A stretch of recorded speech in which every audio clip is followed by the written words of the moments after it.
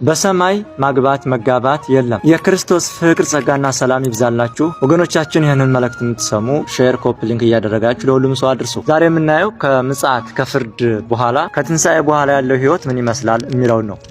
አንዳንድ ወገኖች ሰው ከሞተ በኋላ እነሆ ሚስት ያገባል፣ በሰማይ መጋባት አለ፣ እነሆ ድንግልናቸው የማይጠፉ ሴቶች አሉ የሚል ያጋንንት አስተምሮ ያስተምራል እና በክርስትና ትምህርት እግዚአብሔርስ ምን ይላል የሚለው ነው ዛሬ የምናየው። የማቴዎስ ወንጌል ምዕራፍ 22ን ስናነብ ትንሣኤ ሙታን የለም የሚሉ ሰዱቃውያን ጌታችን ኢየሱስ ክርስቶስን ሄደው እንደጠየቁት ይነግረናል። በእኛ ዘንድ አንዲት ሴት ነበረች፣ እነሆ ባላገባች፣ የመጀመሪያ ባሏ ሞተ፣ ከዛም ሁለተኛ ገባች፣ ሶስተኛ፣ አራተኛ እያለች እስከ 7 ጊዜ አገባች፣ በመጨረሻም ሴቲቱ ሞተች። በትንሣኤ ጊዜ ከሰባቱ ማንኛቸው ናቸው የሚያገቧት ብለው ጠየቁት ማለት ነው። ጌታችን ኢየሱስ ክርስቶስም እንዲህ ብሎ መለሰላቸው። ኢየሱስም መልሶ እንዲህ አላቸው፣ መጽሐፍትንና የእግዚአብሔርን ኃይል አታውቁምና ትስታላችሁ። በትንሣኤስ እንደ እግዚአብሔር መላእክት በሰማይ ይሆናሉ እንጂ አያገቡም አይጋቡምም አላቸው። ክብርና ምስጋና ለእርሱ ይሁን። እኛ ክርስቲያኖች በኢየሱስ ክርስቶስ ለምናምን በክርስቶስ ደም ለተዋጀን በሰማይ እንደ ቅዱሳን መላእክት እንሆናለን። ከቅዱሳን መላእክት ጋር 1000 ዘመን ተፈጽሞ 1000 ዘመን እስኪተካ ድረስ እየዘመርን እግዚአብሔርን እናመሰግናለን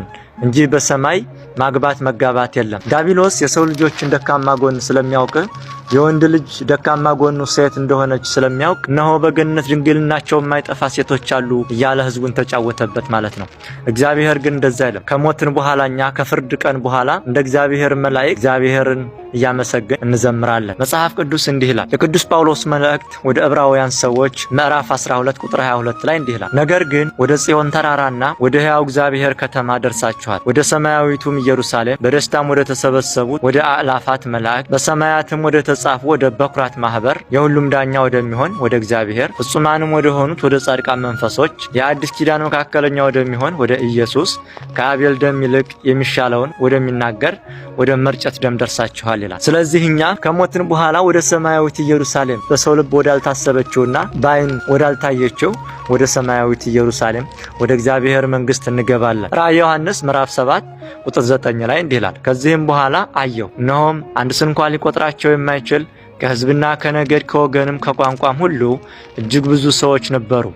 ነጭ ልብስም ለብሰው የዘንባባንም ዝንጣፊዎች በእጆቻቸው ይዘው በዙፋኑና በበጉ ፊት ቆሙ። በታላቅም ድምፅ እየጮሁ በዙፋኑ ላይ ለተቀመጠው ለአምላካችንና ለበጉ ማዳን ነው አሉ። መላእክቱም ሁሉ በዙፋኑና በሽማግሌዎቹ በአራቱም እንስሳዎች ዙሪያ ቆመው ነበር። በዙፋኑም ፊት በግንባራቸው ተደፉ፣ ለእግዚአብሔርም እየሰገዱ አሜን፣ በረከትና ክብር ጥበብም ምስጋናም ውዳሴም ኃይልም ብርታትም ከዘላለም እስከ ዘላለም ድረስ ለአምላካችን